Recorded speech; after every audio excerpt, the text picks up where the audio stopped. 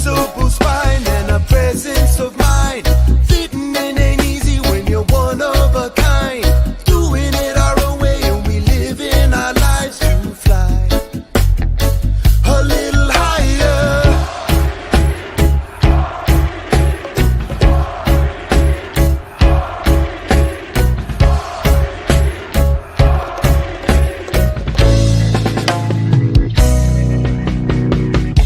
A higher elevation comes with time. To free up a man, got to free up his mind. Know if you shall seek, then you shall find. You want a revolution, but you need a revelation. Before the move comes the meditation. Meditation. Ooh.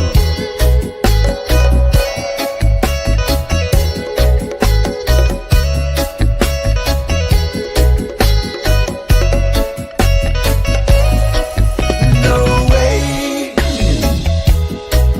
no how, no they can't stop us now.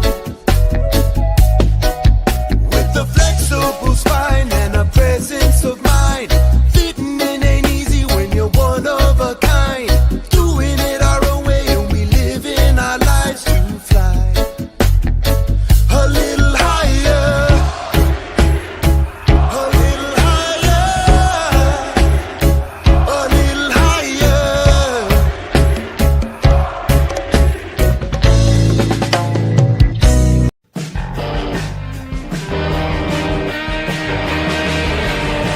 Rob Van Dam! Rob Van Dam! Rob Van Dam!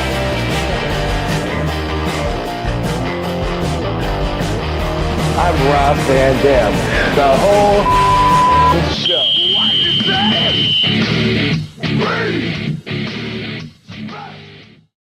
Hey, what's up? It's Dominic D'Angelo. I'm of several outlets. I'm a dirt sheet writer, and it is a Friday, and we are here with a one-of-a-kind kind of person.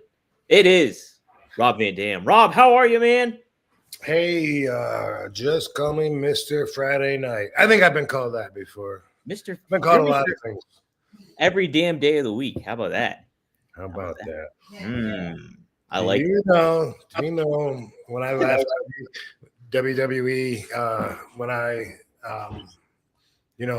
parted ways, when I left to have my sabbatical way back in 2007 or whatever it was, eventually they sent me a list because of all these copyrights that were expiring, like all over the world and stuff. And I could, if I wanted to,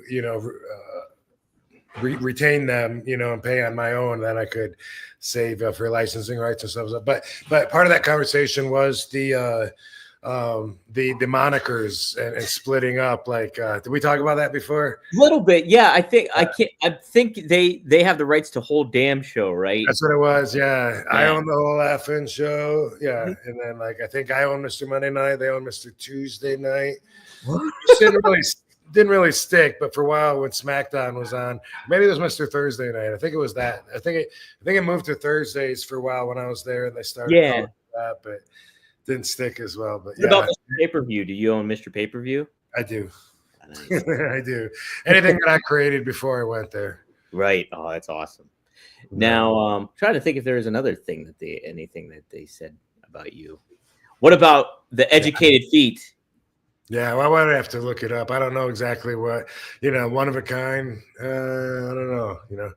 Can anybody own one of a kind though? I mean, that's kind of out there. Everyone calls themselves. It's kind of like a cliche term too, like a certain. Yeah, that might be one of those things that's just under the public domain, so you can't own it. I can't wait till the Wizard of Oz is supposed to go under public domain at some point here. I don't know though. I think they renewed it. I want. Do you see all those weird horror movies they make out of like everything once it releases a public, like Winnie the Pooh? They made like a Winnie the Pooh, like slasher film or some shit. No, I only know about the is it Day? No, not Day of the Dead. It's one of the zombie movies, anyway. That Yeah. But that stuff is interesting, though. It is interesting. Yeah. Well, we're live, folks, and we got a lot of regulars in the chat here, from Maddie to Triple E to Candido fan to we got some other folks in here too joining in on it. So if you guys have some questions, be sure to ask them. It helps to use the super chat so I can keep my peepers peeled and see what people are saying. But we always try to keep our eyes open for some good questions. If you gotta have Sabu back on too. Sabu got cut off. He had a bad cell reception or whatever, and he never got to share his experiences with the crime family. Right, that, and then we were going to talk about his perspective of you guys getting pulled over and all that. Right, yeah, we got to have him back on. Got to have him back on. What a cliffhanger though, because we're like, you're like telling the whole story and going into detail, and Sabu looks like really intense and like interested in the story, and then you're like, hey, did we go to an ATM? And he's just like still sitting there. Yeah.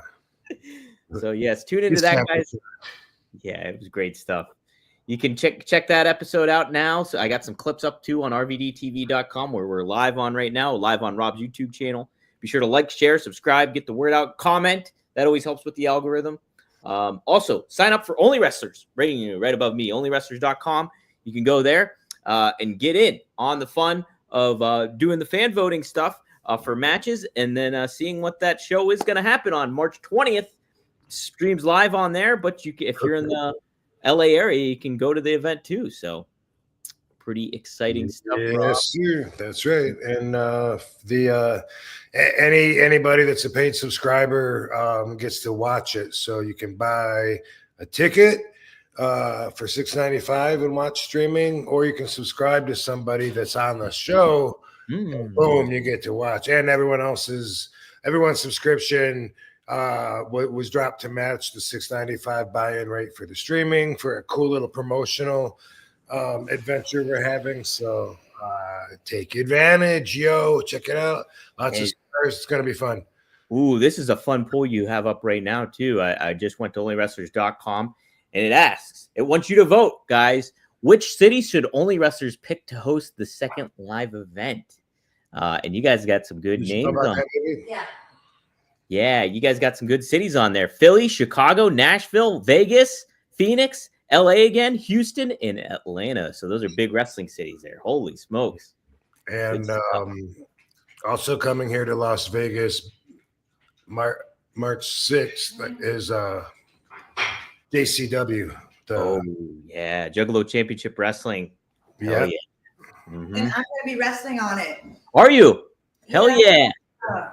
Is this going to be your first match for JCW then, Katie? It is. Uh-huh. Oh, nice. Do you know who your opponent is yet? Or is Danielle. What's her last name? The neon blonde. Oh, nice. Okay. Is it Danny Moe? Is that her name? Danny Moe. Yeah. Danny Moe, that's it. Yeah. Pittsburgh area, I think. Oh, I don't know. If you say so. We see them everywhere. Yeah, we see them everywhere, so I don't know where they're from. But. Okay, yeah. I can't remember. Facade, I think he's based out of Pittsburgh originally or something. Maybe I'm wrong. I could be wrong. They're sure they stay together. Yeah. I'll be wrestling. Hell yeah. Exciting. March 6th. Yeah. I'll have to get some advertising. Coming up next week. Yeah. Wow. That is next week. I forget today's last day of February. Last day of February. Yeah. Hey, Rob, before we dive into stuff, I did want to just ask you straight out. Gene Hackman passed away. Were you a fan of his? 95 years old.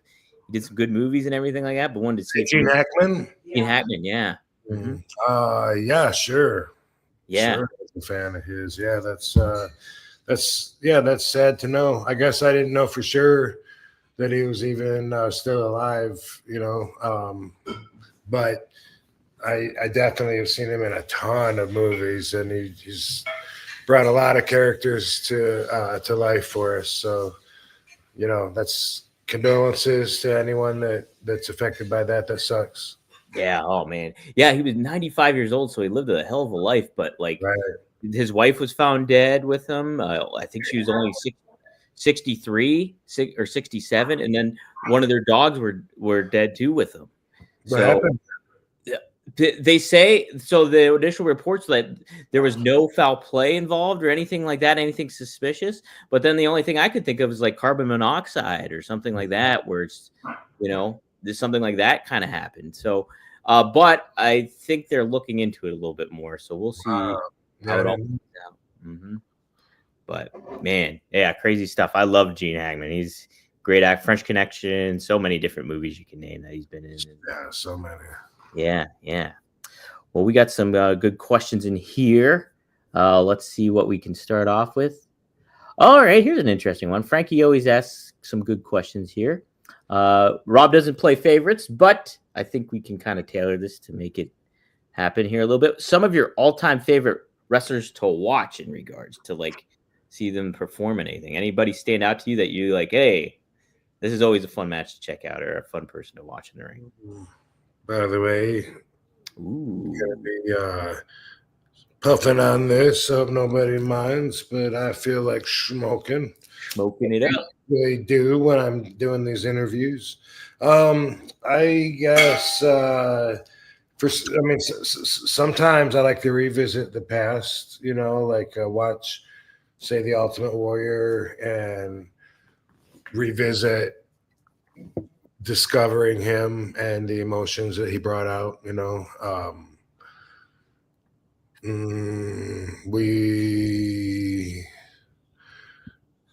I guess there's no one really specific. I mean, if it's like a really interesting matchup, it'll be interesting to see what they do. We got Chris Masters and Brian Cage in the ring together, and I'm thinking like, man, I wonder what they're gonna do. They're obviously two strong men, probably gonna do the test of strength. I don't know, but I mean, it's kind of intriguing, and sometimes there's intrigue like that. But I don't have like a list of wrestlers, and I don't say, "Ooh, so and so's on tonight." Although sometimes, like if it's a friend of mine, and we catch a little hype maybe online about it, like so and so had a good match, then I might be like, oh, I want to try and look for that, But that's about the best I can answer that one. Okay, yeah, nobody super like stands out. It's just, yeah, I'm sure too. Just being in the ring, you're kind of focused on the work you're doing and how you kind of complement with other people and stuff like that too. I like to watch my friends the most. Yeah, cooler. Like if I know them and who they are, like outside of the ring, to me makes it more entertaining to see what they do in the ring. Yeah, is there somebody that you can name that you really stands out to you? One of your friends wise? Oh gosh. Who do I talk about the most? Right, it's a hard one to answer. I know, because I have a lot of friends, and what brand? Maybe make it more specific. I could choose. Let's just go with WWE. Is there anybody at WWE you like watching? On Main or NXT? That's good. Ooh, good one. Main. On Main, Chelsea Green's my friend that I like watching. Nice. She's entertaining, and I started my career with her on a India tour. Wow. Okay. Well, yeah, she's good. She's very good. Yeah, and she's inspiring because she had so many obstacles that got in her way, and she just loves wrestling, and you could tell that she does, to keep going after. Like, for example, in India, she was taking a tilt-a-whirl head scissors and broke her collarbone. Oh. And she had to get a helicopter to take her from the arena to the hospital. Man. And she was all alone during this and had to have emergency surgery. And then when she woke up, people that worked in the hospital were taking selfies with her. Whoa, seriously? Like, even like conscious, yeah, like how violating. And then when she came back to like missed the whole tour, and everyone had so much fun because we were like staying on a safari, and the shows had like 70,000 people, so everybody was so excited about it. And she missed the whole thing, and then she was like laughing and having fun and in good spirits.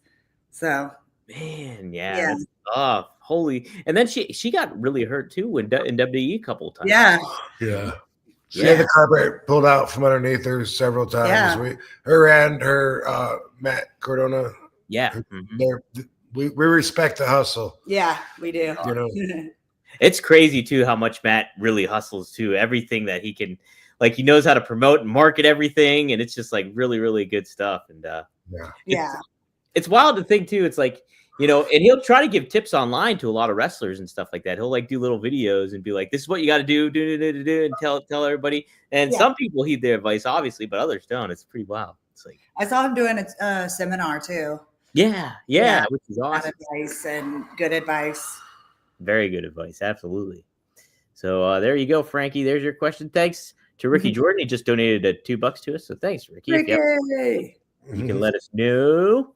Let's see. We got 5 super chats already in here. So, Maddie's just commenting. Sabu freeze frame joint rolling. Oh, do you have joint rolling tips, guys? Any joint rolling tips for Maddie? I don't ever roll. No.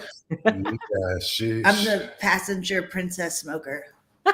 Not in the car. I just mean, yeah. You know. Yeah. Metaphorically. Yeah, exactly. Yes. No, you can't. I wouldn't do it like a contest or anything like that. People can roll a lot faster than me and whatever. Just make sure it's ground up enough. You know, like at an amateur level, they don't even know that. Like when I first started smoking with other green smokers, they would put stems, seeds, you know, big pieces of bud in there, and that fucks everything up. You have to grind it up nice, and so that it will, so that it can all, you know, squeeze in and take the shape of the joint. And I have to put in my filter afterwards. I got huge fingers, and I take when I put the weed in there, I take a pencil and I flatten it out. And then I space the middle a little bit because it always falls in towards the middle. And then when I roll it up, I get like this. And then I got to put the filter in. Over the years, I've had several people watching me do that are just, you know, smoking with me that always ask, why don't I roll it with the filter in it and roll it up with that? But I've never done that, and I can't imagine how that would work out. Because one thumb would have to be on the filter and then the other thumb would have to be on the weed. It doesn't seem like it would require consistent pressure because the fine ground up weed is not going to feel like a piece of cardboard. So I don't know, but anyway, I don't love it, but it's worth it. You know, I love it. Like when D will have a roll everything for me, and I love it when I look in my bag and it's pre-rolled. Yeah, you can't beat that, I bet. Right. It'd be like waking up in the morning and thinking, oh God, I gotta shower and get dressed and brush my teeth, do my hair, and you open up the door, boom, you're already done. Like, sweet. I don't have to do all that. I can just go right to the next and enjoy it. Right. I'm having some breakfast. I'm gonna have some breakfast. Yeah, so Dee's pretty good at it, right? She's doing that. Yeah, I taught her how to roll. She rolls pretty much almost just like I do. That's awesome. That's awesome. So this, I know, Mijin, this is not, you're not trolling Rob, but this is a pretty troll question just on the surface of it all. So here it is, Rob. You ready? Does RVD have a favorite music album? The wrestling album, Pile Driver. There you go. Yeah. Yes. Yeah, good question. Coca Beware singing Pile Driver. There you go. I like it. Jimmy Hart with Girls in Cars. Jimmy Hart, though, he was in a band and stuff. Yeah, he is Mr. Music. Okay. Mr. Music, yes. He knows all the oldie kind of stuff. I think he hung out with the Beach Boys and stuff, if I'm not mistaken, and all that kind of stuff. Yeah, I believe he's the one that brought the producer in to make that album. Oh yeah, I believe it. Heck yeah.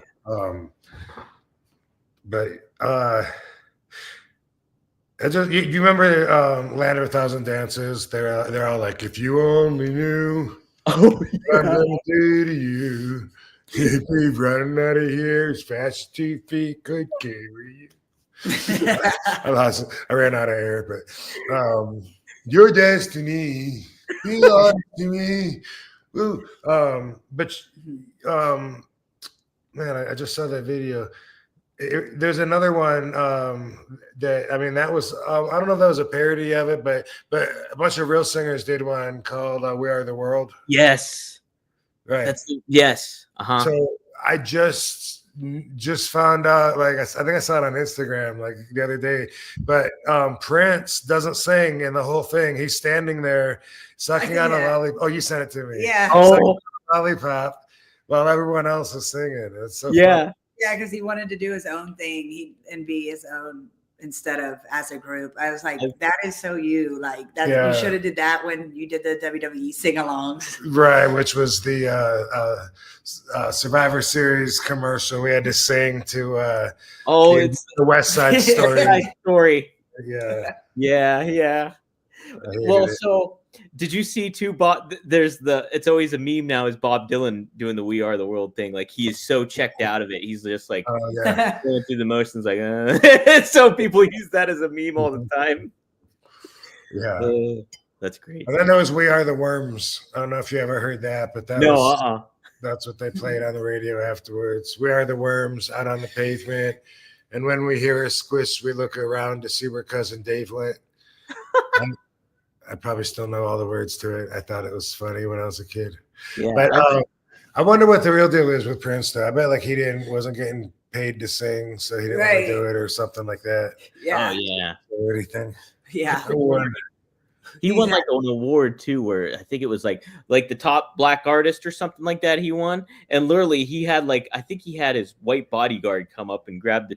No, he went up there and just took it and just said thank you, and then just walked out. He did not care about some of the awards he would receive. What a character! Yeah, he was a character. Yeah. Or like he said he wasn't getting paid and he stayed on business. Yeah, I want to look that up now because I found that very interesting. Yeah. That's how I was in music class in school when everyone was singing. I'd be like, lip sync. Yeah, try. There's another great clip too of the Mamas and the Papas on Ed Sullivan, and I can't remember the girl's name in the band, but she literally, just to troll everybody, she took a bite of a banana while the song's going on, and she's supposed to be singing, so she just yeah. Kayfabe. Yeah, funny stuff. Yeah. All right, we got another question here from Ricky Jordan. This is an interesting one. He said, "It sounds like a America's Got Talent magic trick." Right? And then Anna, while she's still singing. Yeah. While she's still singing, that does sound like it. They'll do that. They'll drink water, gulp, gulp, gulp, and they're still going, still singing. Yeah. Ricky asked this: Talk to us about cannabis use in Japan in the 90s when you wrestled in Japan. And what's the best places to smoke overseas? We were in Japan just a couple years ago, and it already was a huge deal. Weed was still a really big deal there because people were freaking out that Rob posted something while he was in Japan. Take it down now, please. Really? Yeah, it's big trouble in Japan. So they don't like it. It's not common. American wrestlers will stand out in the open and smoke on the streets, but when you do, everyone's like, "Oh, no, oh, that's not okay. Yeah. Please, no." They get they really freak out over it. And last time I posted that just a picture, I guess, because I had a whole bunch of doobies all rolled up that someone gave me, and I just said, I think I thanked them or whatever, and then we were underneath the arena, and I filmed on there. Said, "We just were this is a cool smoking spot we found or whatever." And man, we had so many people reaching out to us saying, "So and so's trying to get a hold of you." Our Japanese friend, he'd be upset if I gave you his name right now. So I won't do it. But I finally, I called him or texted him, "Please take that down." I was like, "All right, no problem, dude. Really? Who's gonna see that anyway?" But okay. But yeah, in the 90s, the weed didn't used to be very good that we would get out there, but it was weed, and so we could get hash, which was much better, and it was the same price basically. Mm-hmm. And the hash would usually be black, like like a brick, like a Hershey bar of it, and we would usually take a can and poke a whole bunch of holes in it with a pen and smoke it out of the can with the hash on top. Once in a while, we would get weed, and it would kind of be. I mean, it would be a treat, especially if it was given to us. You know what I mean, as a gift. But that was popular to do, and I stuck to that while a lot of the other boys were doing coke, ice. I don't even know what the fuck. Lord. Yeah, what is that? I don't know what it is. I think it's crack. That's what I was thinking too. I think it's crack. One night, all the guys were so excited about having ice, and I just had the hash, and I was hanging out with all of them, you know, staying up, just smoking my hash and feeling like really mellow and looking at it and being like, man, these guys are fucking nuts, and they're all Tweaking. Gary Albright, he's not around anymore. I don't mind mentioning. He would every few minutes he'd go up and look out the what do you call it? Keyhole? Not keyhole. People. The people.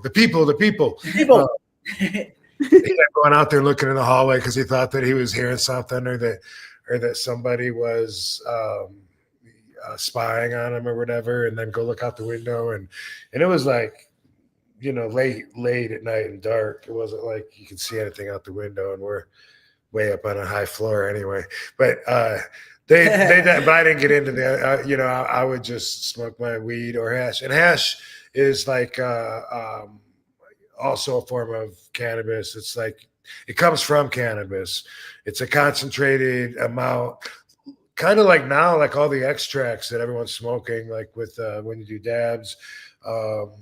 Or even in the pens or whatever. It's all relative now, but we didn't used to have all the extracts. What we had was just hashish, which was basically almost the same thing as the extracts now, because all the crystals and the good parts of the bud would be collected and compressed and put together, and it'd be like a stronger smoke, and also a higher charge too if you get caught with it. Oh, that's crazy. Wow. Yeah. Someone said, old people said that ice is meth. Yeah, ice is meth. I just Googled it too. Crystal meth.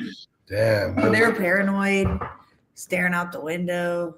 Yeah. That would be weird. Like, that's like such a different energy to be around. Yeah. For a stoner. It was.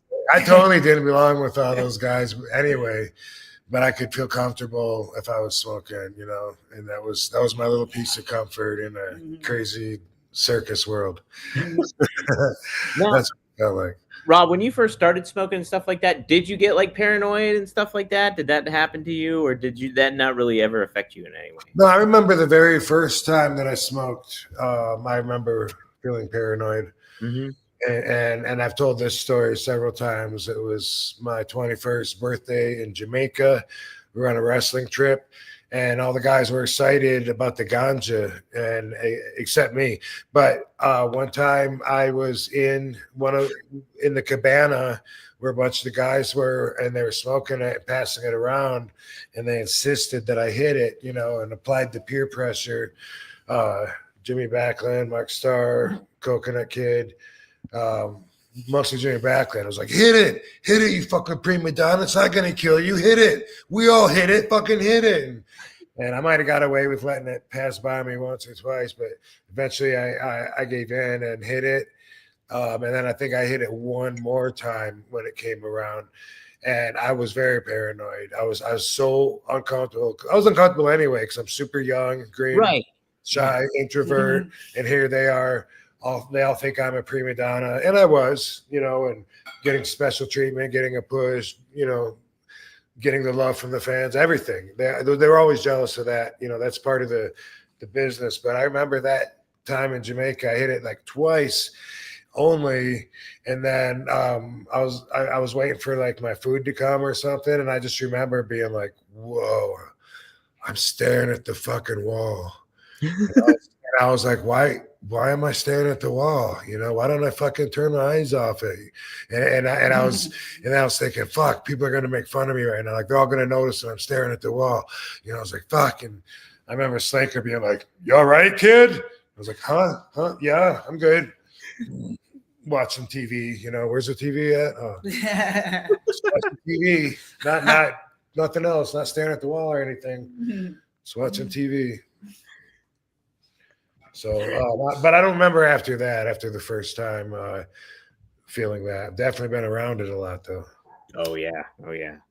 Jeez, if I smoked around you, it would happen to me. It happens. What happened to you?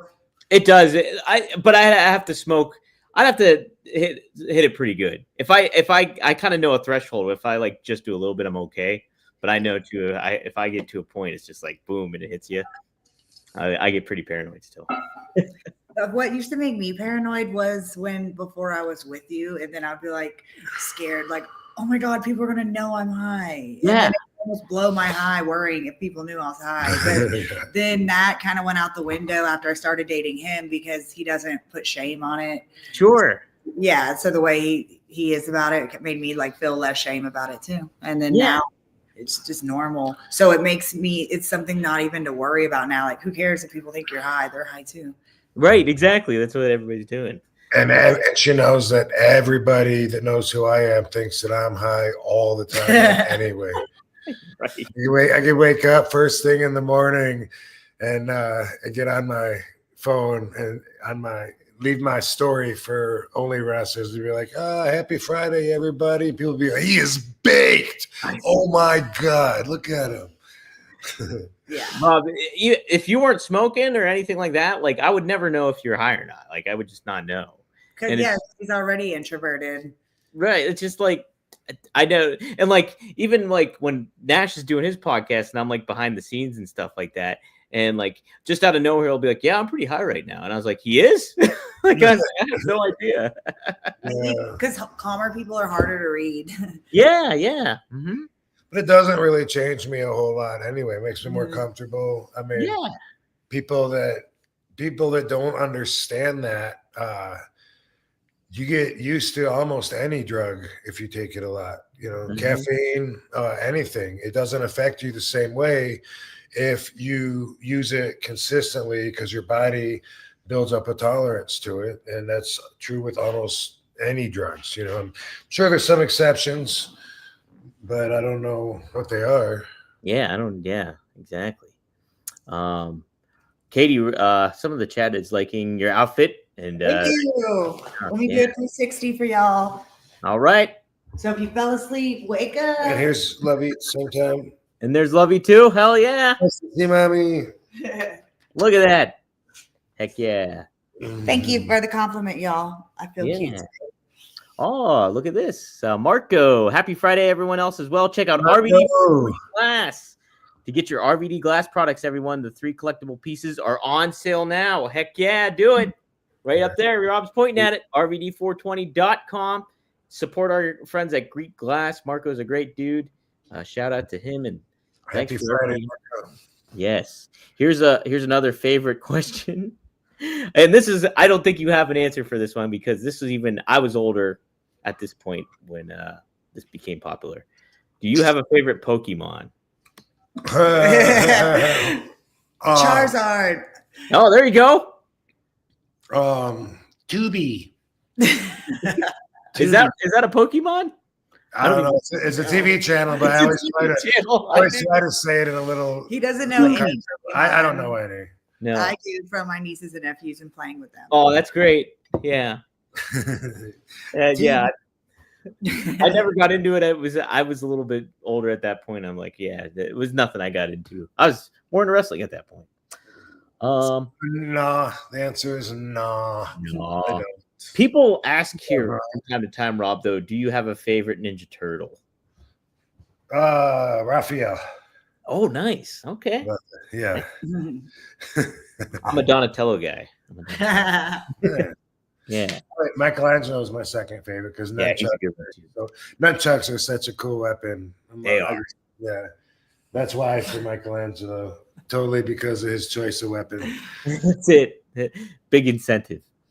Here's a Prince fact we got, apparently. Jerry says, here's a fact. Prince song, I Feel You. He actually gave that song to Shaka Khan because he felt like that song sounded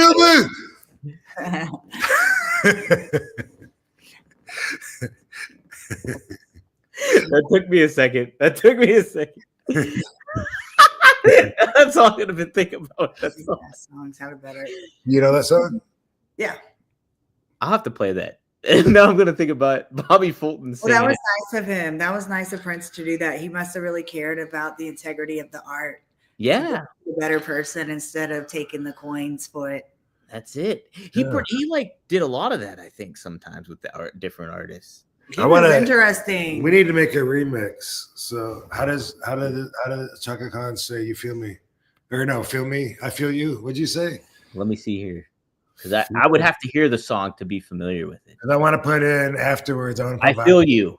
The song is "I Feel You." How do they say Alexa, play "I Feel You" by Shaka Khan. Mine heard it.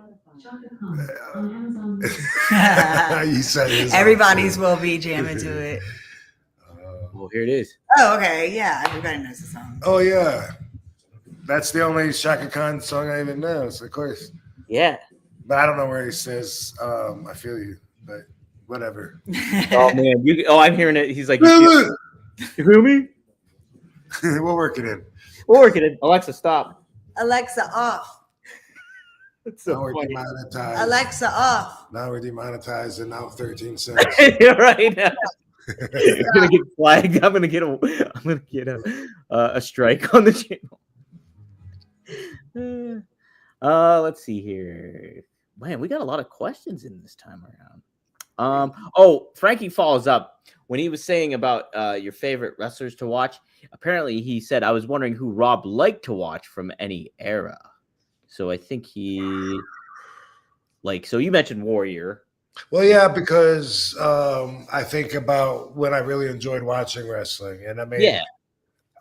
Since I became a wrestler, it's not the same thing. You know what I mean? It's like watching work and watching other people work, and usually having strong opinions that sometimes aren't. You know what I mean? When I watch it, I have to critique it. You know what I mean? I can't watch it like going, oh my god. And if she's there, I try to point it out to her and stuff. Which is great.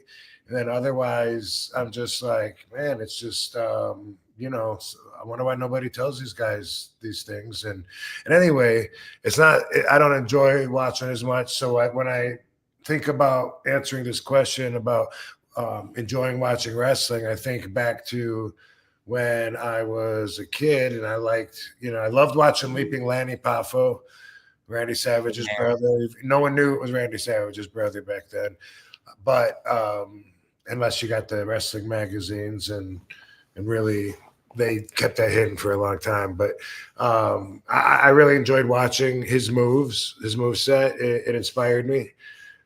Same thing with Brady Boone, and same thing with Owen Hart. And I also I really liked watching Hercules Hernandez, which is like way different than those guys, but and Ultimate Warrior. I like watching Chris Benoit, he's really intense, and I can imagine right now while I'm trying to answer this question, I'm searching my brain for times I've watched wrestling and really enjoyed it. And I remember, man, when I was wrestling for All Japan, and maybe even before that, I was watching Chris Benoit wrestle Jushin Thunder Liger. Yeah. And they did some stuff that was just incredible that I hadn't seen before. It was it was amazing. Like, whoa, look at these guys go. Same thing with Brian Pillman and Jushin Liger. Yeah. Oh man, yeah. Yeah. So those are some answers that really stick out in my mind that I really enjoy. But there's a lot, you know what I mean? Like a lot of times if we're going to watch wrestling together, it usually will only last like one match or so before. So we'll fast forward through something and then I'll be, oh, cool, this should be good. And we'll watch our friends. Yeah. Friends. Yeah. Mm-hmm. That makes sense. Yeah, for sure. I get more excited than him, and he's like, "Baby, don't be a mark." Well, she buys everything. Yeah. I used to like watching the Rockers, Shawn Michaels, Mario Jannetty wrestle against the Orient Express, Paul Diamond, and Pat Tanaka. Yeah, yeah. Mm-hmm. That was some good stuff. Yeah, heck yeah. Ooh, I want to go back and watch some of that too now. What was I gonna say? You know what? I was watching some of Dynamite on to catch up on it, and I just noticed so many false finishes. And I know that's kind of like an ongoing thing now. Yeah, it's been their thing, and it's just like I'm just like I kept thinking about it, and I'm like, this is like trying to scare somebody like several times, like a jump scare, like, huh! Okay, you might get him the first time, and then again, it's just like you keep doing it over and over. I'm not gonna get scared. And I started thinking about more like that, and I'm just like, this is taking me out of like the excitement of watching wrestling in certain ways, and then like kind of looking at it more from a different perspective. Yeah, it's hard when it changes. It's hard to get it back. Yeah, right. That's a tough thing. It kills me when they no sell the finish, stand right up. Yeah, and they give the other guy a finish. I saw a clip of that yesterday, and I don't want to bash anybody. Yeah, personally, but dude takes dude sitting on, it's a 3-way, and dude sitting on his shoulders, wham, gets clotheslined off, but he does a flip, lands on his feet, so he no sells it. But what about the clothesline? You just got throat crushed. Just because you land on your feet, you're strong enough to grab the guy, give him a German, give this guy, and then gets the Hurricane Rana that they do on the back. That's like really cool. They didn't used to do that. Poison Rana, I think they call it, where it's like a reverse one. Yeah. Mm-hmm. Yeah. The brother took one, boom, stood right up. As soon as the guy turned around, he gave him one. Boom. Like, what? Yeah. Yeah, that takes me out of it too. I just can't. Let me see what else. So, okay, I started this one because it really made me laugh. This is Maddie. He says, Alexa, play Bad News Bobby. Play Bad News Bobby, what? Play Bad News Bobby. It's just like he name a song, play Bad News Bobby. Like Bobby Fulton. Yeah, Dynamite Kid was awesome. You're right. Oh yeah, yeah.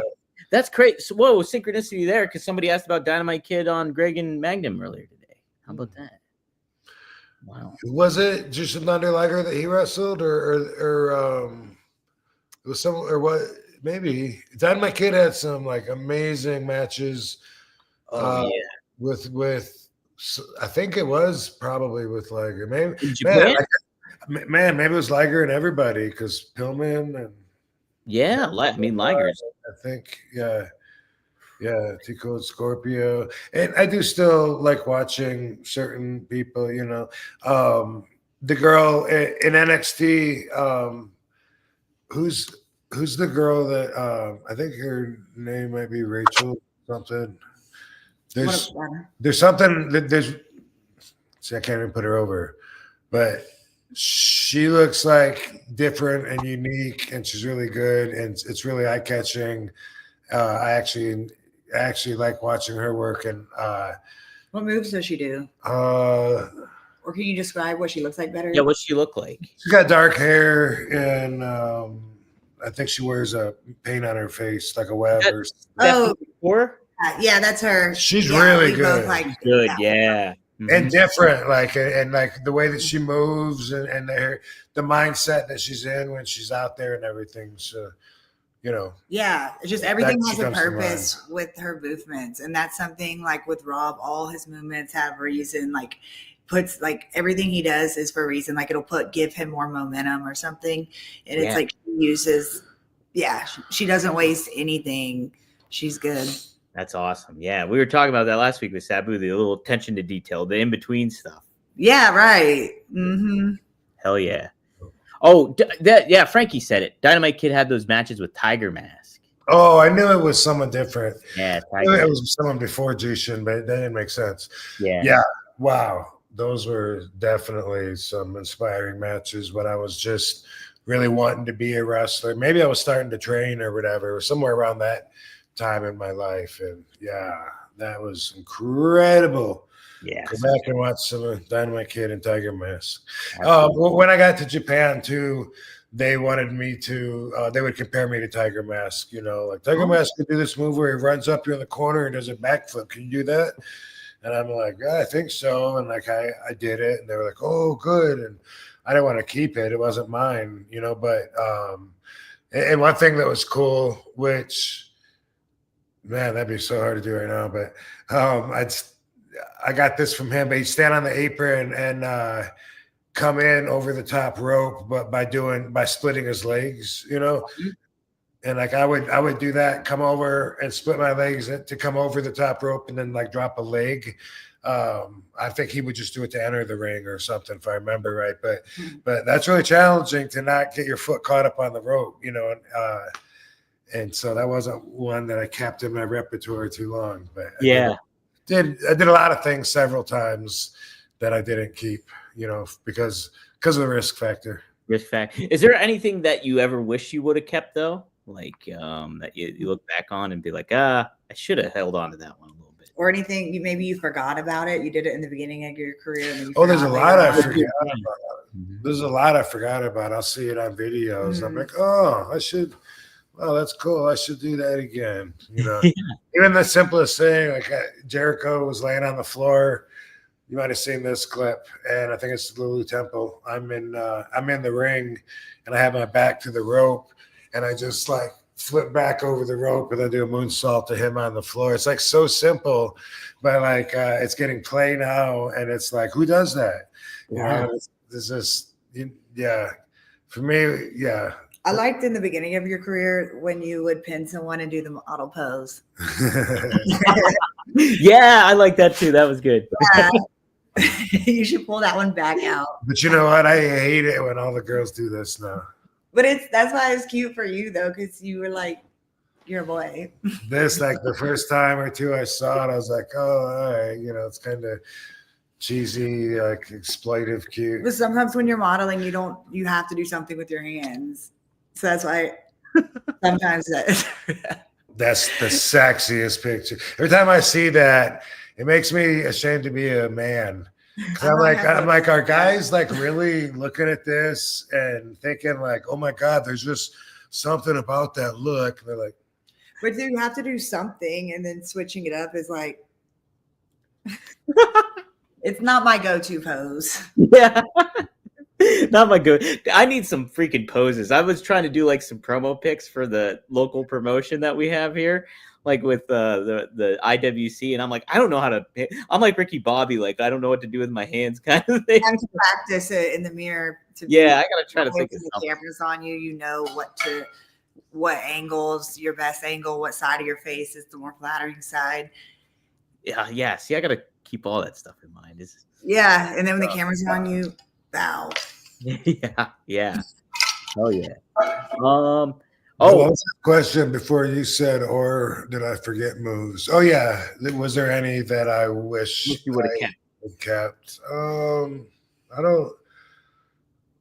I don't think so, because it's not like I really like threw any out or anything. You know, like every once in a while I would do a move just because I hadn't done it in years. You know. Mm-hmm. Which is why I knocked myself out in TNA when I went up to the 5-star frog splash on Kenny Kingston, and I was like, you know, I haven't done a 450 in probably like 10 years.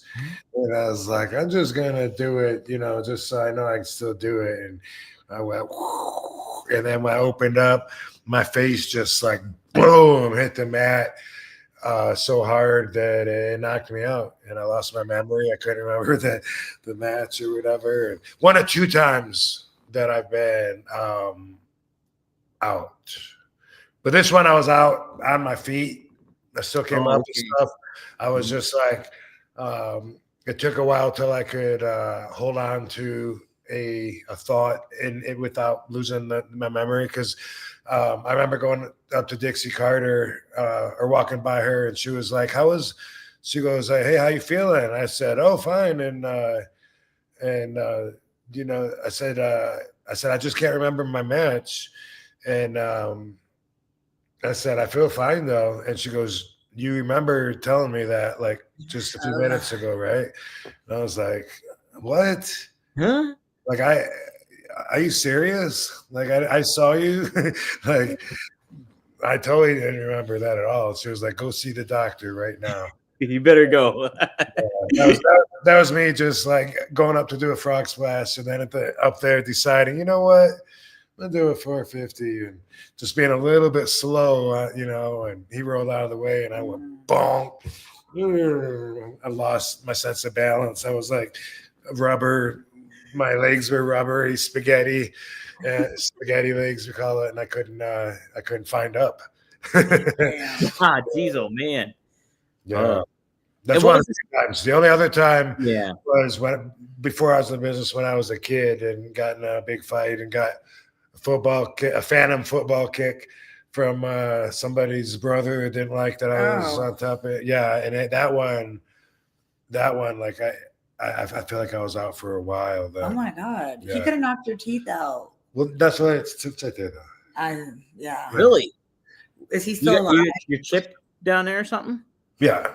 Oh wow. Always have been since I'm 17 or whenever this happened.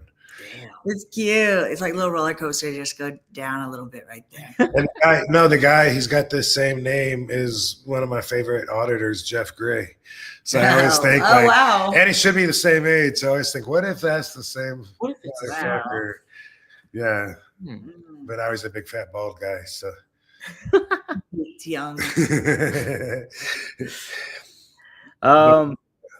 Frankie wants to know, do you have any more good travel lodge stories? We heard the New Jack one, obviously, but is there anything else that stands out to you from a travel lodge standpoint, Rob? So I'm trying to think. Yeah. Gary Albright came in for one trip. I think just the only one trip, but Sabu was always bringing friends in, getting them tryouts, telling Paul he should use them. I was one of those that obviously got over. Obviously, I mean, but, for Rob.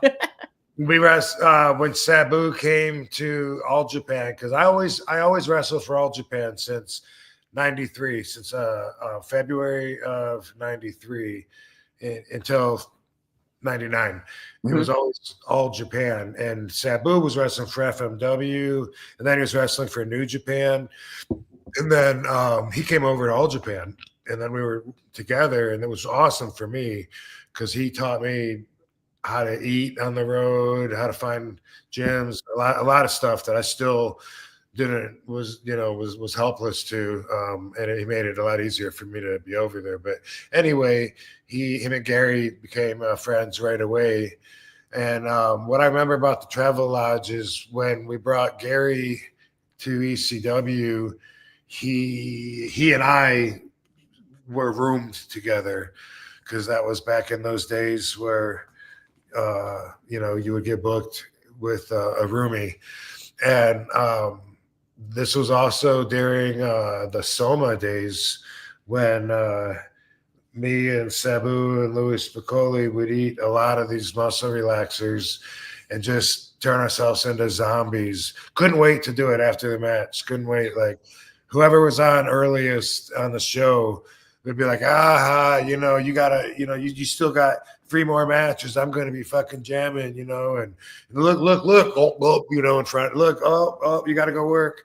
Just stupid. It was, stupid, silly shit like that. But we obviously liked it. And the Soma, by the way, is the number one drug that's almost always 99.5% involved in the overdoses of the wrestlers. People don't know the difference between a muscle relaxer and a pain pill. It all sounds the same to them.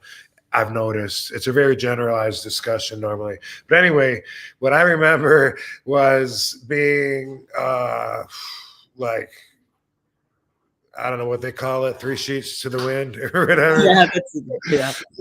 I was very I don't know what all I was doing, to be honest. You know, it was because back then I was in some experimental days where people would hand me stuff and I would just eat it and say, what was that? And it could be Valiums, and it could be Somas, could be Halcyons, could be pain pills, could be a combination of all of it. I could have had a couple beers. I don't even know. You know, all I remember though is that the travel lodge was round. So if you kept walking down the hallway, it would just never end. Yeah. And I was I was doing what we called the Winnebago crawl because we did this a few times, but I was doing that on the wall at the hotel where I was just leaning on the wall. I was so tired and I just wanted to get to the room so bad. And I was like, you know, walking with my hands on the wall, trying to looking at the room number, damn, what's mine again? And and I finally made it to my room and I was like, oh, thank God, I can't wait to get to bed. And I go to open up the door, chunk, the chain's on it and it stops. Oh, no, clunk, clunk, the chain's on there. And then Gary comes up there and he's like, Rob. And I was like, hey. He's like, I got somebody in here. Can you come back in like an hour? And shut the door. And I was like, no. And I just like melted on the wall and just slithered down and sat there for a while. And maybe the whole time, I don't know if I got up and walked or if I killed the whole time right there. Did you nap on the ground? Maybe. Did you pass out like in front of the room?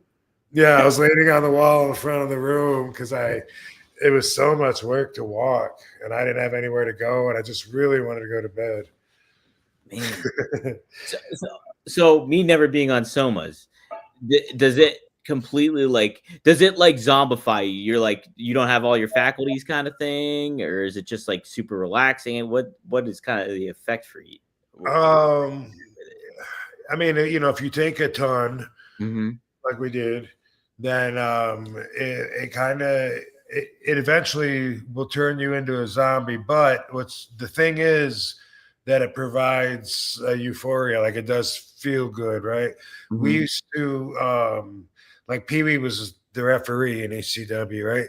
He would travel with us in the Winnebago, and we would eat Somas, maybe 5 at a time or something. I mean, sometimes it was a lot more, sometimes less, but that would be enough usually to really kick in. And there'd be like so much time we would know till it's going to kick in, and sugar would help kick it in. So we'd love like going to the diner and eating it and then ordering like pie or something. Yeah. Eating all this pie and pretty soon, and then we would be eating it, and then we were racing to see who could get there first. It was so stupid, but and we would have Pee Wee check us, and we'd be like, "Hey, ref," and we'd like give him our hand, and he would look at our fingers, and if we're not shaking, he'd be like, "Nope, not yet." Be like, "Damn," we'd be like eating more, waiting more, and then pretty soon one of us would be like, like that, and he'd be like, "Up, he got it, you win." We got winner here. I know. And nowadays that would be so much more dangerous with fentanyl and everything. Oh, I bet. Yeah. Yeah. Ooh, I didn't even think about that. These freaks. Yeah. I'm glad my experimenting days are over. Yeah. Crazy. And yeah, we would go. Louis would go to Mexico, to Tijuana sometimes, get like a jar of 500. Me and Sabu would pay for it, and then by the time Louis got it to us, like half of it's empty, and we'd have to fight him over that. Give it, Louis. He go through. I remember him going through this excuse one time because we're like, Louis, there's like 165 of them missing. He said, no, there's no way. We'd be like, Louis, and we go. And I remember breaking it down one time. No, it couldn't be, because I remember like one time I filled up my little pill pack, but I know that only holds 12, and then I filled it up twice, and then afterwards, I remember I ate 5 with dinner, and then I ate 5 afterwards because I didn't feel that. He like went through and broke down in his mind all the times he took it to come up to the equation where it couldn't have been the number that we said. It was just a crazy conversation. And once Louis died, then I realized how dangerous that was. But before that, I was so stupid and oblivious to it. I don't know. I didn't know anyone. I knew of Eddie Gilbert, who I heard had overdosed on somas. I had heard, and I didn't know anything about it and what the deal was, and usually it's a cocktail. It's not just somas when they die. It's alcohol value. So yeah, a whole bunch of stuff. But business isn't like that anymore. Thank goodness. Mm-hmm. And so I'm sure there's still some roadies outlawed. I don't know. Really, it's not. It's really not about that anymore. So yeah, pretty phased out, I think. Right? Yeah. Mm-hmm. There's not a whole lot to that. Maddie says Sabu and RVD, good cop, bad cop movie with Maven. Right there. And then William Keller, thanks, William, just gave us $5 and says, "What's up, RVD?" What's up, William Keller? Hey, William. Happy Thanks Friday. for doing that, William. Heck yeah. Before we get to our other topics that we have lined up, did want to ask you, did you get to see any of the Rock's promo on Friday where he said he was going to take Cody's soul? No. It's pretty wild stuff. It's been talked about throughout the week and everything like that. And now we're going to get a decision here at Elimination Chamber. But it was like, I keep telling people this on the shows, is that I like anytime The Rock does something, I'm like thoroughly entertained. Like, it brings to a different level that I don't get that much with wrestling. But when The Rock is on and he's saying stuff and he's ripping on the crowd and all that kind of thing, I get like, I'm like busting out laughing and all that stuff. I don't get that often anymore. And it's kind of just refreshing. He's good at everything. Yeah. Mm-hmm. So yeah, he's one of those people that we'll tune in for. I mean, if I know he's on, I'll watch it. Yeah. Mm-hmm. It's not that often. It's kind of a special moment. Yeah. And I just saw Jim Bob. Did I collect the mini wrestler versions of me? Yes. There's TNA put out, I think, 3, and then I feel like I have 1 from a different company too, but I have them. Are those the micro brawler things? The one? No, not those. There's those too, but no, these are like little tiny ones. There's one that's like me and Sting and Jeff Jarrett. They're really tiny. I got like one of them. You know what's funny? I noticed I have like maybe 3 action figures with a completely just red outfit, and this one of them was the little mini one. But yeah, isn't that crazy? Like at least 3, maybe 4, with no paint on it. And at first I thought, oh, the toy makers just didn't want to put in an extra detail or whatever. But now I'm thinking like my very first outfit probably inspired that. But I did have airbrushing on it, just not that much. But I have a little me doing a flying sidekick with a lightning bolt on the leg, and that's not on the action figures. Dang, you should bring that singlet back. You should get one. I have it upstairs. I was looking at it and I was thinking, I think I might do a video with it or something. Yeah. I think that'd be neat to kind of bring that back though, like get Joel to maybe do you a new one or something like that. Right. Looks like that. That would be cool. Let me see. All right. Rob, did you want to talk about the did you want to talk about which one do you want to start with? The creative stuff or the Yeah. Let me lead into that with this. Okay. So go ahead and put the screen on my big head here. Oh, yes. My RVD monologue time. So when you're famous, it probably doesn't surprise you that a lot of people fantasize about being you, and they like to think about what they would do different, what they would do to make you better, which really would only be a lesser you and more of a version of them. But they don't think about that. So obviously, I've had a lot of people in my whole wrestling career trying to change me, trying to give me unwanted advice on how I should change to be more like other wrestlers instead of standing out the way that I did.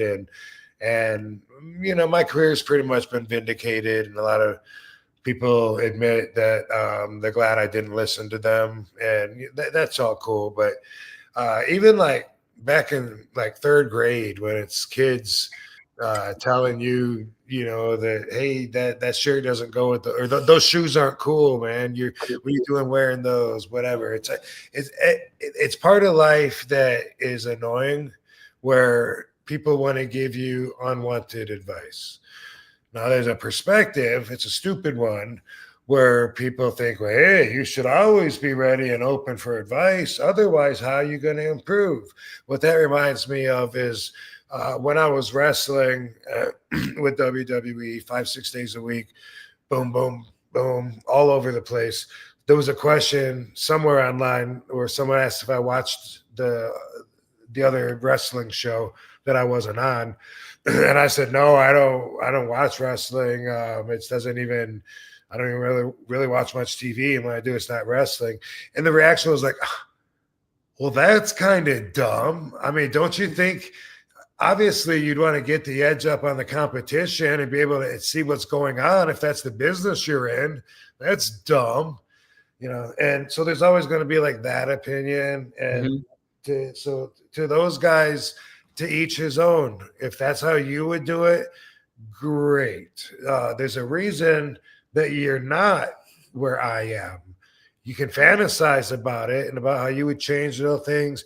You know, I would just not swear, you know, as much. And then, or he should not smoke weed or whatever it is.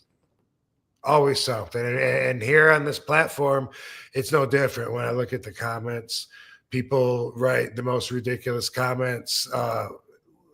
And everyone's got a right for their opinion. I just want you to know, if you're sending these comments, that I take them as unwanted advice.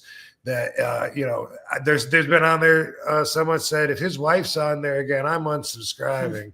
See you later. You know, can you imagine? And there's people tell me I need a different host. There's people that tell me all kinds of stuff about what they would change. And really, it's like, dude, keep your fantasies to yourself about being me. The choices that you make got you where you're at. The choices that I make got me where I'm at. All right. So there's a few messages that I want to show everybody that I got. I think that they came to robvandam.com, if I'm not mistaken, and like Chris forwarded the messages to me. Apparently, Three Stooges together, if it's not the same person, sending me this message about how, well, why don't you just pull them up? And here's the thing. It's so long, guys, that I'm going to leave it up there so you can read it, but I'm going to try to blur through it with my commentary narrative. Okay, here we go. So this is one of them. Bye, baby. See, Katie. Yep. As you can see, it says 51% of kratom users continue to consume mitragynine and their alkaloids when consumed over 14 days consecutively. Yeah, whatever. I'm one of them. Whatever. All mammalian brains have 6 mu receptors, and there's absolutely no such thing as a victim gene. It's okay to admit addiction, but to put forth dangerous misinformation is ethically unacceptable. You also posted a video with the most nonsensical understanding of organic chemistry I've ever seen. we found a drug that is basically meth that we like to take when we can find it. And they put that in quotes. Yeah. Quite by RVD, as if I actually said that. Like Katie and I go out just looking for drugs, and if we can find this one, it's like meth. Well, I may have used meth as a comparison to something that gave us energy. I really don't know what the fuck he's talking about, and I really don't even know what the fuck meth feels like because I've never done it.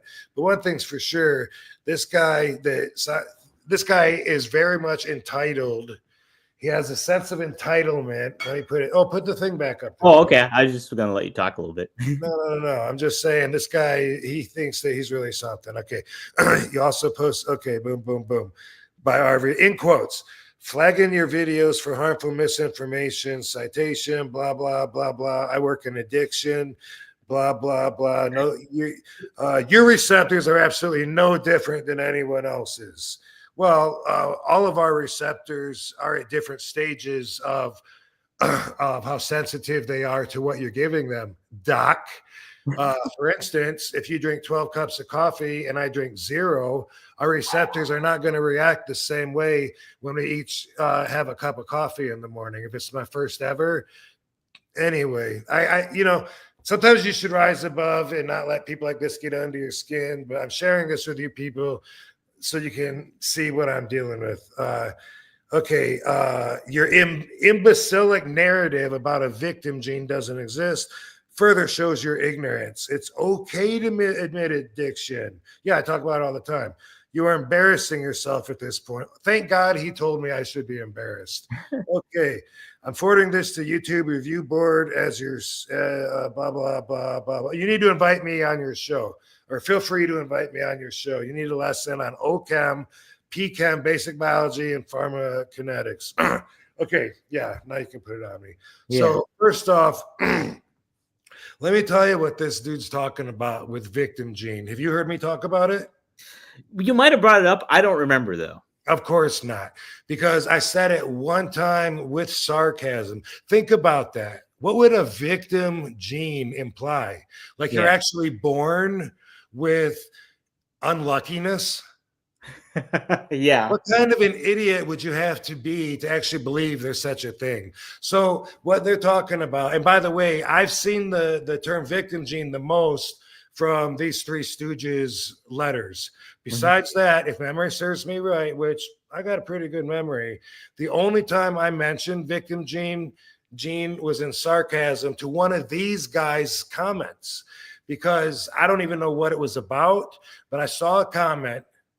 I thought it was on X, but maybe it was a YouTube comment where one of these guys, like we said, if it's not the same guy, one of these three guys, wink, wink, said something about how could he be so irresponsible to talk about something that's so addictive. And I don't even know what the comment was referring to, but my response was, well, people can become addicted to anything if they have and I started thinking, now there is an addictive gene. People are born with an addictive gene. They have higher chances of getting addicted to stuff, whatever. Okay. There's also a victim complex, which is people that always think like they're the victim. Things are out of their control. Oh, poor me, poor me. It's more of a philosophical kind of mindset. And so what I creatively did was I combined them to make my point. And I said, people can become addicted to anything if they have and I think I even put it in quotes. I'm not sure, but victim gene, if they had the victim gene, because if I said if they have the victim complex, that makes it sound like there's still something you can do about it. If I say you have a victim gene, that furthers your point that everything's beyond your control. You're just helpless. You're a victim with everything in life. Poor you, you're unlucky. Do you get that? I get that, yes. Yeah. Okay, well, these three idiots apparently think that I'm trying to preach to people that you're actually genetically predispositioned to be unlucky. That's how smart this guy is. Okay, put his letter back up, bro. Do you want the same one or a different one? Same one. Okay. Yeah. Okay. So let's go to this. All right. All mammalian brains have 6 mu receptors. Now, I got to admit, when I first read this, I didn't know what an mu receptor was. Now that I've had some time to look it up, I didn't bother. I still don't know, and I don't give a fuck what an mu receptor is. This is not my conversation. This is this guy and his idiot buddies getting together for a circle jerk. Sounds like you have a really fun conversation talking about mu receptors and mammalian fucking hard-ons. I don't give a shit. I don't know any of this stuff. And if you're coming to One of a Kind podcast for medicinal advice, you're as stupid as you sound. Go ahead to the next one. Sure. Just wanted to let you know okay, this is one of the other letters. Okay. Yes. A compilation video going around Reddit and Twitter showing you speak about illegally obtaining modafinil and claiming kratom is non-addictive despite blah, blah, blah, blah, blah, blah, blah, blah. Rob, as an attorney and a fan, I suggest removing those videos, Rob. This is a well-respected physician, and he uses your own words about a victim gene, which is what will 100% assure a loss in court. 100% sure I'm going to lose in court because this attorney knows that I want people to believe you're genetically predispositioned to be unlucky. Good luck, attorney. If this guy's an attorney, I'm a fucking judge, by the way. In essence, you brought this on yourself. And frankly, it's morally wrong to profit over others suffering and advertising the sale of these substances when there's over 100 studies published just through teaching hospitals in the United States. Be careful. Ooh, okay. Why?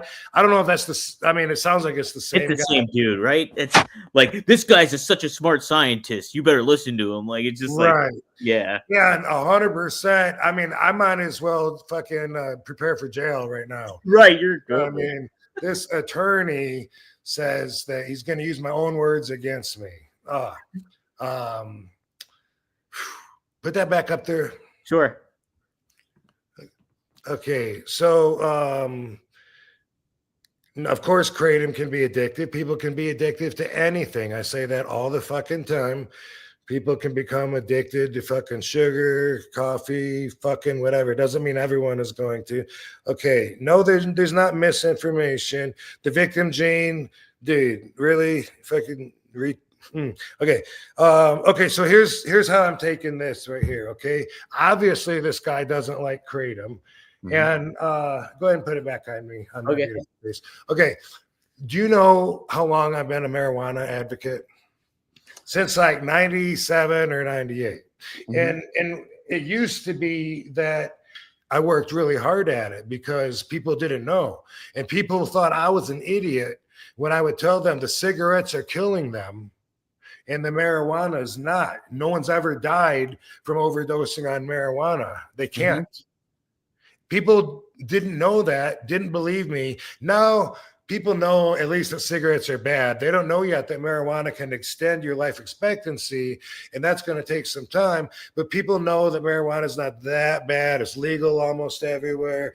But over the years, there's been so many times where people like this idiot doctor, lawyer guy, where they think that they have all the facts. And so the opposite side is completely ridiculously idiotic. It has all the appeal of having a debate over which political party is right and which ones are idiots. You know what I mean? Yeah, yeah. Mm-hmm. You're on one side of the fence, the other side is complete. There's been so many times with marijuana that I've heard doctors be like, oh, but you can die from it. I had a cancer doctor tell me that you can die from marijuana. I said, show me where the death is reported that it's caused, because I need to know this. I might be telling people the wrong information. You know, yeah. Well, it's in the medical journals. I said, where? I'm pretty sure it's not, Doc. And he said, I can tell you two people, Bruce Lee and Bob Marley. What? Believe it or not, I swear to God, a cancer doctor at the City of Hope in California told me that. And you know, when you're a doctor, you're taught certain things from a book, not from real life. but from a book. And hey, sometimes that's where you get your education. It's kind of hard to argue against real life, though. And a lot of the stuff that I learned, especially about kratom, is real life from my firsthand experience. And if people want to hear my firsthand experience, what I do, what it's like, I'm going to share it. Why wouldn't I? You know what I mean? Because a book says that it's not going to do what it does for me. That doesn't make sense to me. And the guy, the doctor, it's like he's entitled. He feels an entitlement to be looked at as intelligent and valid when he uses the doctor. Okay. My first thought, and no offense to people in the medical field, everyone's different, but we all know doctors that have misdiagnosed shit that are wrong. And you know what they always say every time you say the doctor got it wrong? That's why they call it a practice. I think about, I become hypoglycemic. Mm-hmm. And first time I had a doctor diagnose it, he said I had a hyperactive adrenaline gland. Way the fuck off. And then after that, the doctor said that we should look at Crohn's disease, and that a lot of my symptoms were leaning towards that. This same doctor also misdiagnosed my evil ex's cancer. Wow. Told her to eat more fiber and come back in a couple months. Now, you know, I don't like people to be held accountable, so I'm not going to mention any names, but that was Dr. Taub in San Pedro, California. They made those fuck ups. And we all, like I said, know doctors that are fucking way off base. That's why they call it a practice. So anyway, for this guy to throw in doctor as an intimidation factor, as if I'm supposed to be scared of it, it's laughable. All right. Show the next one. Yep. Why is RVD openly promoting legal and illegal drug use? What? All right. We find it very disturbing that Rob admitted procuring modafinil when we can find it, and cheeringly referring to it as working like me, pound. Okay, whatever. Then he goes on to dry scoop kratom and encourage his audience to use mitragynine alkaloids as being safe. This is highly responsible. This information. Rob made a comment to a physician in the comments that it's only addictive as those. Aha! So see, that was them. Oh, I knew it. Memory serves me well. They said that I was irresponsible because it's addictive, and I said anybody can get addicted to anything if they have the victim gene, which I think is even in quotes, which I'll go back and look for evidence when I go to court and have to defend myself, because obviously this attorney is looking at litigation, because obviously me sharing things. Hey, show me, by the way. Obviously, show my face again real quick. Sure. Okay. I just want to tell you that, I mean, obviously he knows what he's talking about when it comes to breaking the law.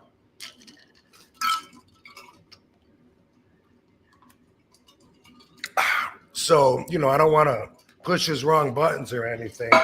By the way, in case anyone's wondering, kratom is not medicinal. It's not a drug. It's not recognized by the FDA. It's not illegal. In certain places, they have it prohibited. We're not in those places. Let me see. And by the way, this thing about modafinil, I'm positive that I didn't say that because I don't even know what the fuck that is.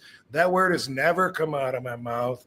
I don't know what the fuck they're talking about, but if you guys are complaining to YouTube, you're a bunch of bitches. Let me see the letter again. Sure. Is this the last one? This is the last one. Yep. Okay. It's only addictive for those with the victim gene. Not explaining that it mimics opiates, interacts with 6 different. Oh, there's those MU receptors. It's the same guy, or maybe they're in a circle jerk talking about MU in the brain. It's a bad look. Rob literally and willingly advertises complete ignorance of how these substances even work and the dangers associated in using them. Reel them in. YouTube has been contacting the Reddit threads are growing. Okay, great. So according to this guy, these idiots, stooges, are on Reddit talking shit that's not even true, telling people that I believe that there's a gene that can make you a victim.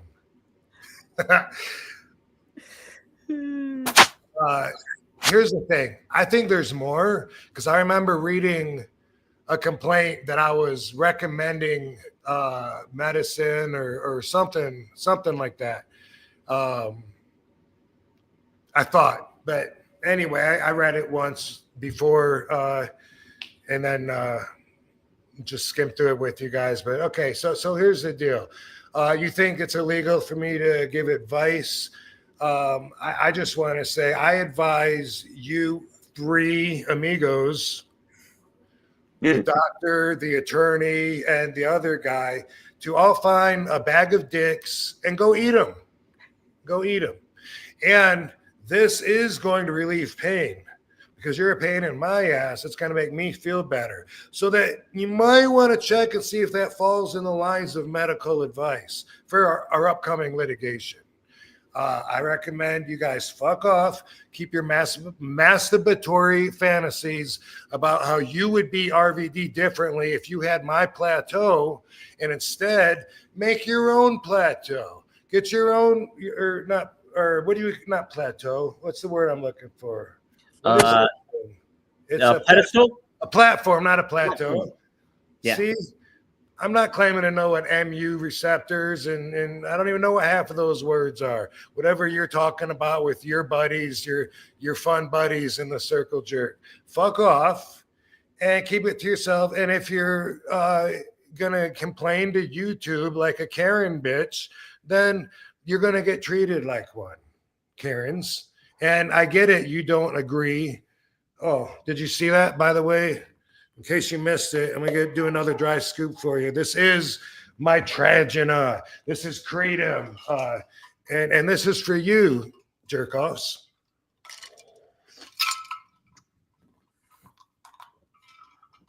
And so I hope to hear from you guys again. I'm shaking in my boots about the litigation because I've broken the law talking about some illegal drugs. And dude, when you put things in quotes, you're supposed to put that's what they actually said.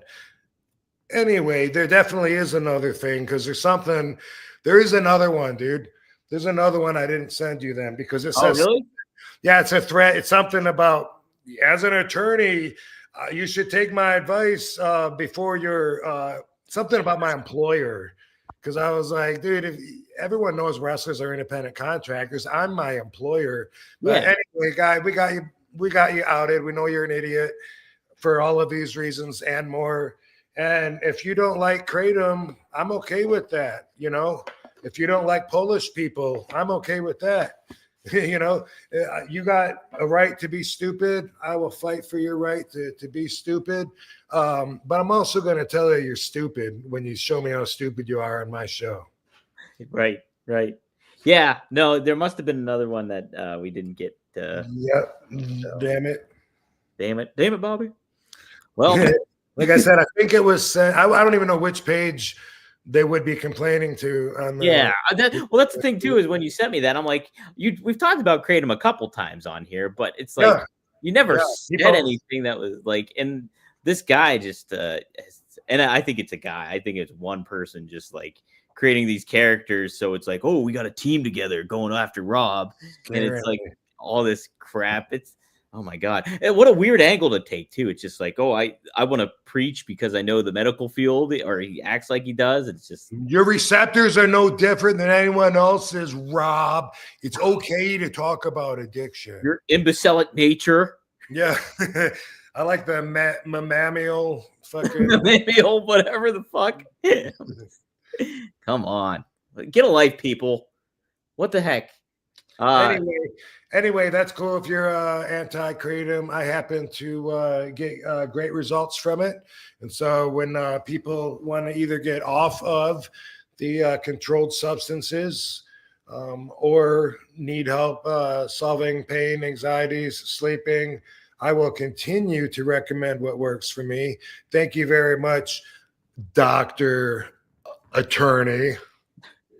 other person, whatever. A third guy. Third guy. Third People Reddit gang. Reddit people. Uh, I'm sure that's really catching on like wildfire on Reddit, by the way. Yeah.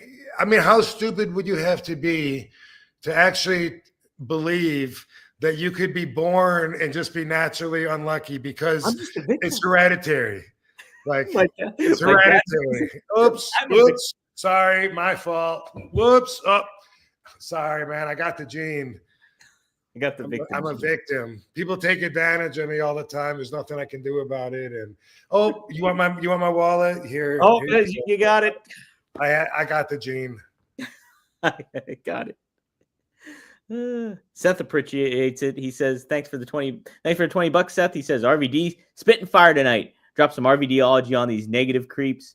P.S. Can you tell me Katie's finished so I can look for it on the 20th? Who's she wrestling that night? Does she have an opponent for Only Wrestlers yet? Or yes, I think we talked about it. Maybe it's Danny. Okay. I thought that was for the March 6th show with. It is. Oh, I got you. I see what you're saying. Yeah, he means for the Only Wrestlers show. I don't know. Yeah, I don't think that one. Yeah, I don't know what we're doing there. Right now, there's a little mystery in that moment right now. Okay. Yeah. And then Katie told me her finish a couple weeks ago, but was it a Samoa? Doesn't she do like? That's the second time that came up tonight because she was saying someone asked her. Yeah. And she was like, what is it? A Samoan, I guess. So she, she doesn't really wrestle that much, but she didn't even know her own finish. She does different versions of a Samoan drop, and she does a submission. We talked about it's like the Muda ankle lock, and then in the arch back. She likes doing those two the most. I'm bad at fucking opening my mouth, but I just love giving people the instant real knowledge as soon as I have it. I think that don't come to watch her wrestle because there's a chance that might be changed. Okay. All right, guys. So there you go. But March 20th could be going to be a good show. Only Wrestlers. Be sure to check it out. Go to onlywrestlers.com right now and get an account. And you can subscribe, like we said, and check it out. Depending on if they're on the card, you can watch it on their channel, or you can watch it on the Only Wrestlers channel that's on there. Onlywrestlers.com. Sign up now. Dr. Robert Mackey. I didn't mean to leave the guy's name out, but I just happened to hear guy. I mean, he obviously wants on the show. His publications are all over on the internet. I Googled him. I found so much information. He's a wealth of knowledge. Wow. Yeah, very much heed his advice, everyone. It's all about the MUs. MUs, the receptors. I think they're working on a 7th receptor, too, if I'm not mistaken. But lots of journals to crack open. He's got a lot of those websites that you can check out, everybody. So look at that. Seriously, I Googled him. There's nothing popped up. And his email address is very fake. Well, it's real, but it's not what a doctor would have for an email address. Let's just put it that way. All right. Rob, speaking of imbecilic nature, we got a certain crime family to talk about, don't we? Yeah, Bobby doesn't like Dr. Robert Cockenmouth, whatever. Dr. Robert Mackey. That business Bobby doesn't like you taking all of the heat away. This, I'm not known as being confrontational. So pretty soon I'm going to have half my show dedicated towards people that I got to slap back if you guys don't start behaving. And that's not normally how I stay balanced. But anyway, in the interest of staying balanced, I just grabbed a few, and I swear there's so many of these complaints that I've been telling you about with the people have been sending me with the crime family. And so I just picked like 3 or 4 or whatever, just so we could talk about them. Just a friendly reminder that Bad Business Bobby Fulton is a horrible person. He's a scumbag.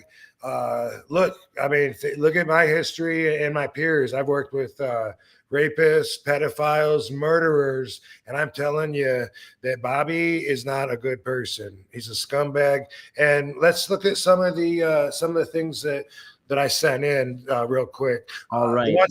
The ones from the game, all the complaints, the crimes or whatever, like some of them are still in halves or unorganized. So I want to try to like find the other halves and put them together and whatever. Next show next week will be, I think, like one day before the big reboot show, because his show I think is on the 8th.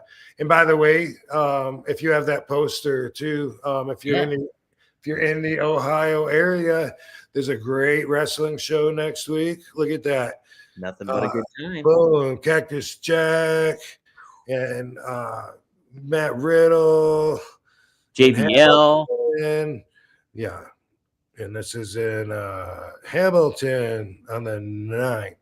Wow, wasn't McFoley also in the one on the 8th? Because remember we were saying, look, he got him 3. They got 3 in a row. Like, but they did the same thing here, but it's not the same poster, obviously. No. And plus the other faces of Foley are smaller on this one. It looked like it was 3 different people on the other one. Okay. Yeah. Anyway, just a quick reminder, if you want to see wrestling next week, make sure you know about that one. And there's so many, and I got screenshots is what I have. So from the Facebook messages or Instagram or instant message, whatever. But next week will be the last chance to try to really, really, wish Bobby a lot of good luck and a send off before his show. So we'll have something special next week.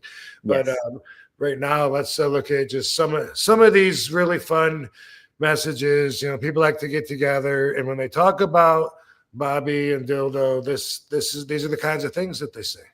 Here's one regarding, I believe, some Steiner Brother merchandise. So here, this is this one right here. Right. Those Heinz boys also lied to me. They took weeks to send shit bought after telling me they'd ship Monday over and over. And at their last show, the Steiner prices were $80 for autographs on a post they had. Come showtime, it was all the $120 for the autographs. So now my son's NWO onesie wasn't even signed by them. Dylan is the true piece of shit. Love you, Rob. Okay. Thanks, Zach Miller. Thank you, Zach. This one's Mike Thompson. He talks about getting some bad packages, I think. I think that's what this one is. And I think that's his poster that we just showed, if I'm not mistaken. Oh, is it? Okay. Yeah, because, he's the one that Bobby referenced the fake thing from the Bible. Right. He left a voicemail on Mike Thompson. Yeah. Yeah. Watch who you guys send mails into. This was a package I received back from World Classic Professional Big Time Wrestling. Bad Business Bobby, a.k.a. Bobby Fulton, a.k.a. Jimmy Hines, and his son Dildo Hines, a.k.a. Dylan Hines. This was when they had Sting in. Okay, yeah, I heard Sting doesn't want to work with them anymore either. Wow, this is how they return their customers' mail in to me. Most of the items didn't get signed.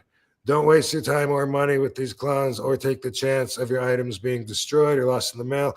And there's a picture. And yeah, it's not, I don't know if it's, he said this is how they come back. And I think it was damaged or something, but yeah, the title is all over the place. It looks like. I'm trying to pull it up on my phone again to see if I get a better look. Yeah, here. Can't find it. Shit. Well, 1 second. Oh, here it is. It just looks like it's really disorganized and out of place, and it does look dinged up. The title does not look in pristine condition. I'll say that. Yeah. So I got a lot of these mentioning different wrestlers and different ways they've been screwed out of mail-in orders. What else you got? So we got this one is from Bachelor Benjamin. I think he was in a match and Bobby had some criticisms or something. So okay. the bottom one's the first one, I think, Rob. It's not Right. from the way the message is. Okay. I worked for Bobby Fulton only one time. I called a finish where my pants got pulled down from a sunset flip. I didn't show my ass or any bits, just my trunks underneath. Bobby screams at me and my opponent in the back in front of Mr. Hughes and Billy Gunn. How professional. Oh, how professional. And how we brought how professional and how we brought the backyard into the business. A freaking 1980s finish, which I know he's done. Then he pays us $10 each and tells us how much he loves us, even though we were unprofessional. Him and his son are clowns. Okay. Oh, yeah. Thank you for sharing the story. Yes. These And guys. then speaking of thank yous, Kevin just sent you a thank you. That was this one here. Oh, cool. Been waiting for someone to take down the Hines crime family for a couple of years now. And it looks like that was you. This was probably maybe before the reboot, the big reboot, but Yeah. we're still taking him down. Bobby's my bitch, whether he knows it or not, as long as he's in the business. I'm going to keep reminding you guys, and I'll remind him too. Shocked. And it was, I've been aware of the shady tactics they've been pulling for a while now. Shocked that talent was still willing to work with them. But I just wanted to say thank you, sir. Yep. Appreciate that, Kevin. And I keep saying that about the talent. That's the way this business is. When a lot of guys really want to get work. So like whenever there's a chance for guys to get booked and get work, it's always like a good thing for everybody. At least that's how I always see it, Yeah. So as much as I would like to see Bobby fail, at the same time, I don't blame anybody for going and trying to, try to do the job and get paid. Of course, they will get screwed over, and of course, Bobby will bury himself. All you got to do is give him a chance to give him a little free reign, and he's definitely going to do himself in. And I'm looking forward to hearing about the people that he screws over on this one as well. But I definitely wouldn't blame or tell anybody not to go. I've had lots of people that have told me, man, I was going to go to that show. I'm not even going to go now, Rob. Thanks for, letting me know what's up. I wouldn't tell people not to go, but when they tell me stuff like that, I'm all right with that. I'm like, well, that's cool. Go to this other show on the night. Mm-hmm. Right. It seems like a lot of the same talent there, and it seems like a more reputable promotion, obviously. Here's the like what a horrible reputation these guys have. Right. The other one you sent me was a message from Dildo, right? I don't remember what I sent you. Oh yeah. Mm-hmm. So here's this. Here's an update. Okay, here's an update from Dildo. I hate to think I may have to begin legal proceedings against Jimmy Hines, but he's been warned to stop his actions and hasn't stopped. If you are friends with him, please pass the message. He's blocked me to where I can't contact him, but he's attempting to access my bank account and more. I was contacted and told his name and his area by different accounts. That's just what a great family dynamic that they have going. Right. Asshole raising a junior asshole. And truth is, Dildo's got hope. Like, I think, that he's actually got like a good side to him, because I was able to get along with him for a long time just by connecting on that level. He didn't always stay there, but I could meet him on a certain level. And I think him realizing how evil his dad is right now, he's Luke Skywalker, realizing that his dad's Darth Vader, and he wants to go against him and stop him.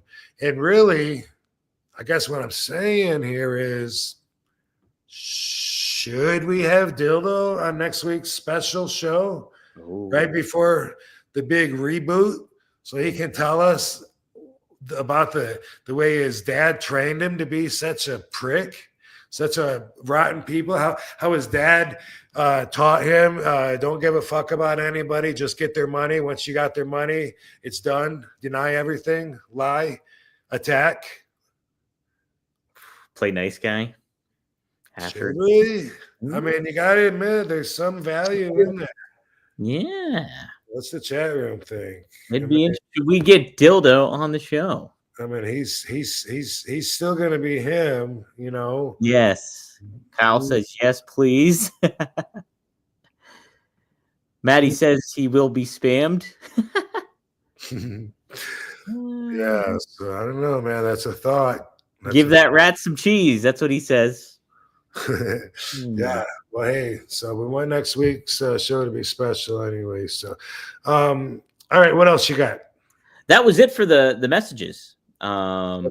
Maddie does add too for a super chat. Are we long lost cousins, Rob? Move over, Austin RVD 316. There you go. Which, by the way, 420 in Las Vegas. Are you gonna be? You're gonna be here for WrestleMania? I'll be here. Yep, I'll be there Thursday, at least Thursday through Tuesday, I think. On RVD 420, we're having a after party at the Nerd Bar. Hell yeah! Yeah.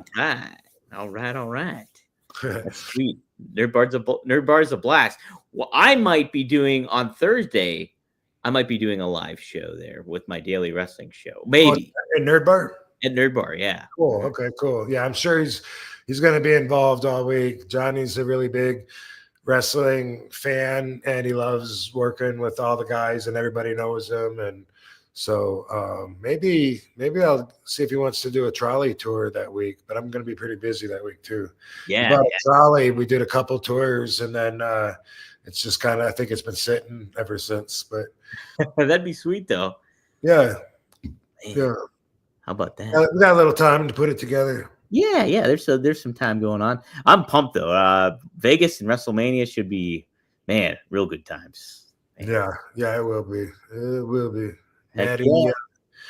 Maddie got the action figure and bonus stuff that I sent him all the way to Australia from. He did. Yeah.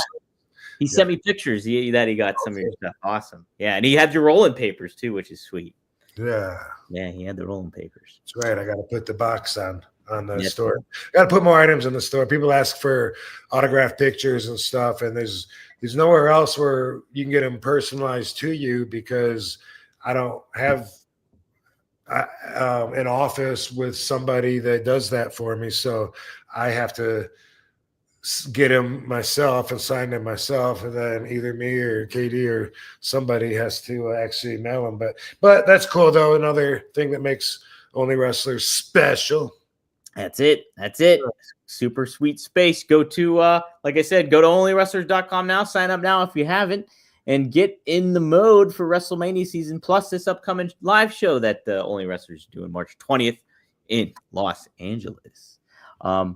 Let's see what else. There was something, a comment I wanted to put up on here. Oh, yeah. So Candido fan, who's a regular, is Mike Thompson. I did not know that. He said there is a video on my YouTube on me in the mail and package. So, I did see it too. Yeah. Okay. It shows it. Yeah. Heck yeah. Mike, if you can, go email me at dpdangelo@gmail.com and share me the link as well. I'll take a look at it. Cool. Anything else, Rob, that you want to talk about or touch upon before we? I think I'm good, dude.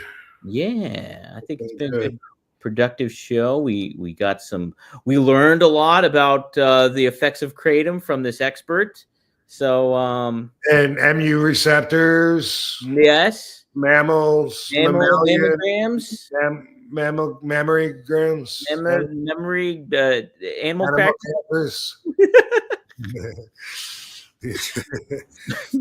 Yeah, thank you for the education. And I learned also I need to be a little more careful because I'm going to end up handcuffed for suggesting that people use kratom or that I tell you that I use kratom. And if you want to know what I use to help with pain, it's kratom. And also the dry scoop. And I'm going to make sure and be more careful on that. I didn't realize that was illegal, immoral, imbecilic. And I didn't realize none of that. So I appreciate that. Dr. Attorney Robert. Dr. Attorney Robert Reddit Robert, whatever your name is. But guys, oh, look at that. Yes. Get those receptors going, Rob. My MU receptors. Whoa. Oh man. Oh man. Things are nuts. See, Hey, court attorney. Maybe you can seek some rate us 5 stars if you like what you're seeing on Spotify or on Apple Podcasts, whichever one you listen to on your audio podcast feed of choice. You can also go to, like I said, Only Wrestlers, sign up there. If you haven't yet, like, share, subscribe on RVD's YouTube channel and on rvdtv.com. That's where all the episodes drop every Monday, full episodes. And then I post clips throughout the week on rvdtv.com, and you can subscribe and share that out. If you would like some fun, exclusive RVD merch, you can go to 1tsport.com. Get yourself some cool stuff, some classic RVD tees, but some original work too. Going to make some new stuff too. And I got to get better at promoting all the merchandise on there. So be on the lookout for that stuff. Trying to think if there's anything else I wanted to plug. You can still get RVD rolling papers at robvandam.com, Rob, or it leads you to that. Yeah, yep, you can. And yes, Jay Brezzi, I would say that the Heinz crime family has the asshole gene. Yes. Oh. You can read about it on Reddit after this. Check it out up on Reddit. Seth posted a quick super chat. Oh, for $5, he put Dr. Robert Reddit Esquire. So there we go. Shout out. Hopefully, we'll hear more from those three guys. Those three experts. I swear, there's one more. I don't know where. Well, let's see there. If it's the Stooges, we got Larry, Curly, Mo, and then maybe Shemp. So we're waiting on Shemp. Yeah. There's something about my employer, something. Yeah. What other character is going to get introduced? That's going to be the question. I'll bring it next week if I find it. I don't know how I lost it, but somewhere, God darn it, somewhere there's one more of those. Yeah, it must be further down in the thread, maybe. Oh, no, that's not it. We'll get some more messages, maybe. So guys, Dr. Robert will be giving he will be giving exams to check to see if you have the victim gene, if you have the it's always raining gene. Oh, the Charlie Brown gene, also known as. Yeah. There you go. Yeah. Some people, they just, it's hereditary, man. It's hereditary. Gotta watch out. And then also, of course, on the other side of the coin, there is the lucky gene. So the good fortune gene, it's also known as. So sometimes that's just passed down in your bloodline, and then life can be just magical for you if you have the good luck genes. So we'll talk about more about those too, and we're going to get examined and do the genealogy MU receptor work. Yes, and if you have the lucky gene, you're just in time for St. Patrick's Day coming up. So feel that. That's when it charges up, I hear, actually around this time. Nice. Yeah. If it's in your genes. So, all right. Top of the morning to you. We're going to go other end of the rainbow here. We'll see you next time here on One of a Kind with who? It's RVD. All right. Thanks, Van Dam fam. Everybody have a